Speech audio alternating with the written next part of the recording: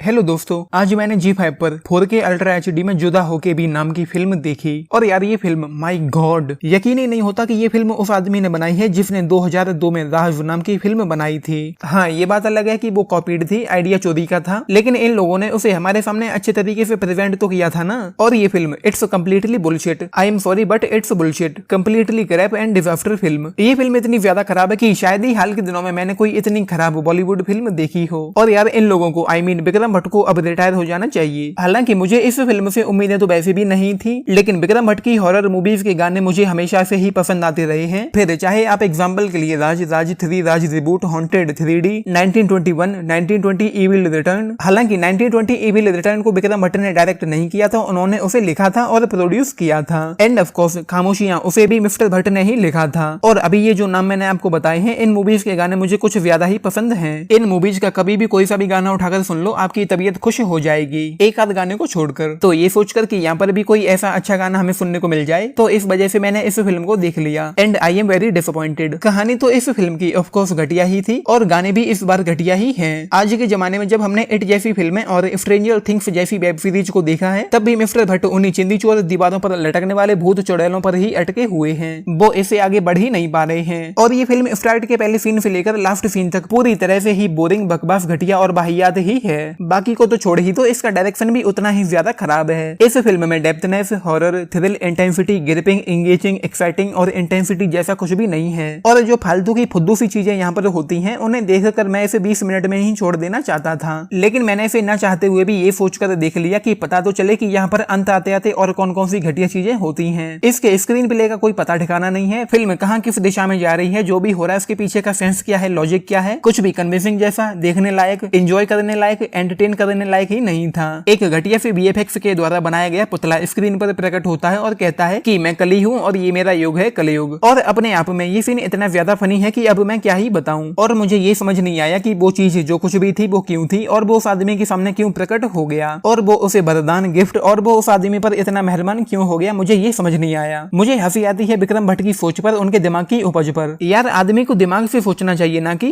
खैर छोड़ो। और मुझे तो ये संदेह हो रहा है कि भट्ट साहब के पास दिमाग बचा भी है या नहीं। और इस फिल्म की एक और वाहियात चीज इस फिल्म के एंड में लास्ट वाली सीन में रिवील होती है, जब एंड में अक्षय ओबरॉय के कैरेक्टर की आंखें हॉस्पिटल में खुलती हैं। और मैं ये सोच रहा हूँ कि अब तक इस फिल्म में जो कुछ भी हुआ वो बस, मैं इसे आगे नहीं बताऊंगा, आप खुद ही देखना। और यहाँ जिस तरह की जो भी चीजें हो रही थी, उसे देखते टाइम और देखने के बाद मेरे दिमाग में वो वर्ड घूम रहा था जो यूजुअली बीसी बोला जाता है। वैसे तो कहानी इसकी 2 पैसे की भी नहीं थी, लेकिन मैं आपको थोड़ा थोड़ा बताने की कोशिश करता हूँ। एक लड़की को इन्वाइट किया जाता है यूके एक रईस आदमी की बायोग्राफी लिखने के लिए। अच्छा, यूके का मतलब उत्तराखंड। और वो लड़की कौन है, क्या है, उस पर ज्यादा फोकस तो नहीं किया गया, बट उसने एक बेस्ट सेलर बुक लिखी है, तो उसे बायोग्राफी लिखने के लिए बुलाया जाता है और वो वहां जाती है। इसके बाद फिल्म में कुछ होती है, सुपर नेचुरल चीजें होने लगती हैं और मुझे तो इसे आखिर तक देखना ही था, तो मैंने इसे देख लिया। लेकिन इस फिल्म में इतना भी पोटेंशियल नहीं है जिसके साथ आप एक स्ट्रॉन्ग कनेक्शन फील कर पाए, जो आपको थोड़ा सा भी एंगेज करके रख पाए या फिर जिसे आपका आगे भी देखने का मन करे। इस फिल्म में किसी भी तरह का कोई मसाला, कुछ अच्छा, कोई ट्विस्ट टर्न, कोई सस्पेंस, कोई हॉरर, इवन कोई सड़ा गला जंप स्केयर भी नहीं है। और थ्रिल का तो दूर दूर तक कोई नामो निशान ही नहीं है। ऊपर से फिल्म बहुत ज्यादा बोर करती है और इसका एक भी गाना सिचुएशनल नहीं है। गानों के बोल बहुत ज्यादा खराब है और इससे भी ज्यादा खराब उसे गाया गया है। यहाँ पर एक कैरेक्टर है, उसका नाम तो मुझे याद नहीं आ रहा और ना ही उसका इस फिल्म में कहीं पर भी नाम सुनाई पड़ता है। 1 या 2 बार सुनाई पड़ता होगा तो मुझे याद नहीं। मुझे ये समझ नहीं आ रहा कि ये कैरेक्टर कहीं पर भी कभी भी कैसे प्रकट हो जाता है और ना ही उन्होंने इस बारे में कुछ भी बताने का कष्ट किया है। अगर वो सिर्फ दिखाई पड़ता तो हम उसे एक सपना, एक हेलुसिनेशन या कुछ और कह सकते थे, लेकिन ट्रेन में ये आदमी किसी को धक्का मारकर नीचे गिरा देता है। तो फिल्म का सबसे ज्यादा मिस्टीरियस कैरेक्टर तो यही था। अच्छा होता कि ये आदमी ये सब कैसे कर रहा है, इस बारे में भी हमें कुछ बताया गया होता। और इस फिल्म का जो सड़ा गला सा भूत है या फिर वो जो कुछ भी है, जब वो कहीं आसपास होता है तो हमें बैकग्राउंड में एक आवाज सुनाई पड़ती है। आमतौर पर इस तरह की धुन, इस तरह का थीम म्यूजिक और इसमें कुछ वर्ड भी हो सकते हैं, वो हमें तब सुनाई पड़ते हैं जब हीरो या विलेन की पर्दे पर एंट्री होती है। तो यहाँ पर भी हमें उसी तरह का कुछ अहम करके सुनाई पड़ता है और वो शब्द बाहिया तो लगते ही हैं बल्कि इरिटेट भी करते हैं। और वैसा ही इसका बैकग्राउंड स्कोर भी फील करवाता है। और इस फिल्म की जो सिनेमेटोग्राफी है, इसकी जो लोकेशंस हैं, जो गाड़ियां हैं, जो ट्रेन है, रेलवे ट्रैक है, सड़कें हैं, झाड़ियां हैं, स्नोफॉल हो रहा है, खंडर है, घर है, माउंटेन्स हैं और दूसरी आउटडोर में जो भी दिखाई देने वाली चीजें यहाँ पर हैं, वो ऐसे फील होती हैं जैसे हम घटिया ग्राफिक वाला कोई वीडियो गेम खेल रहे हों।